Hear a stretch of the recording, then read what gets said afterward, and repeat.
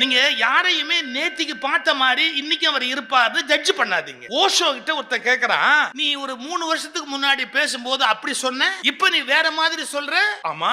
Are you not contradicting yourself? உன்னை நீயே மாத்தி பேசுறியே. Are you not contradicting yourself? அப்படின்னு கேட்டான். Of course I am contradicting myself. What is wrong in it? Osho கேக்குறாரு, அதுல என்ன தப்பு இருக்குது அப்படின்னு கேட்டாரு. அவன் சொன்னான், நீ சொன்ன கருத்தை நீயே மறுத்தேன்னா என்ன மரியாதை இருக்குது? சரி, நீ சொன்ன கருத்தை நீயே இப்ப ஏன் மாத்தி பேசுற?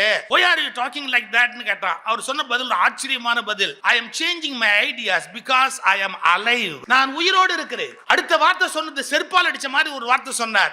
செத்தவர்கள் தான் தங்கள் கருத்தை மாற்றிக் கொள்ள முடியாது, உயிரோடு இருப்பவர்களால் தங்கள் கருத்தை மாற்றிக் கொள்ள முடியும். இன்னைக்கு சொல்ற சில பேர் கருத்தை மாத்திக்க முடியலன்னு சொன்னா அவன் செத்தவனுக்கு சமம். உயிரோடு இருப்பவன் தன் கருத்துக்களில் வளர்ந்து கொண்டே போக வேண்டும். அதுதான் நெருநல் உளன் ஒருவன் இன்று இல்லை என்னும் பெருமை உடைத்து இவ்வுலகு.